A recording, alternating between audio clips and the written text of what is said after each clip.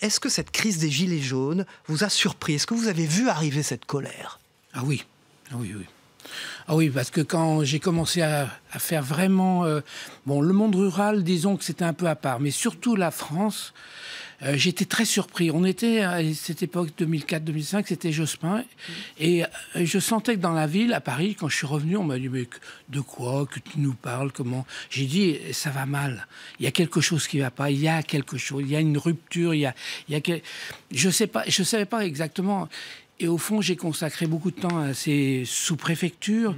On s'est un peu moqué de moi parce qu'on s'est dit oui, c'est ton enfance de Villefranche-sur-Saône, etc. J'ai dit mais quand même il y a une rupture.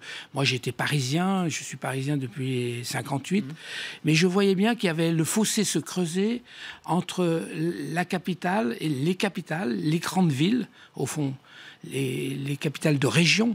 Et puis le reste... Qui sont devenus les métropoles aujourd'hui, on dirait, voilà. Presque. Et c'est vrai que j'avais une tendresse un peu pour ce genre de petites villes, les cafés comme ça qui tombaient un petit peu à l'abandon. Et puis, tout doucement, j'ai vu quand même une petite transformation, et notamment venant des femmes.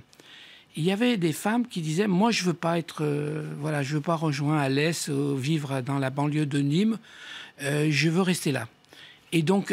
il y avait un défi dans un couple, s'il y avait un salaire, soit à la poste, n'importe quoi, et le couple était sauvé, et on voyait redémarrer quelque chose. Et c'est par l'écologie, bizarrement, que j'ai vu la différence, parce que quand j'avais un camping-car, j'étais doublé par des camping-cars comme moi, et je voyais géothermie, capteur solaire.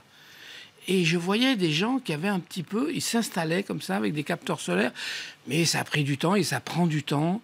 Et effectivement, il y a le problème de la tyrannie des distances. Ça, c'est Paul Virilio qui en parle, le premier dans les années... Qu'on appelle la mobilité aujourd'hui. Oui, mais c'est vrai que c'est aussi... ça peut être une tyrannie, le coût, etc.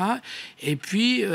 mais c'est vrai que moi, comme je suis un grand admirateur des photographes américains, j'y vais, j'y retourne de temps en temps. Bien sûr, c'est un pays qui nous guide un peu, qui est quand même important malgré tout ça.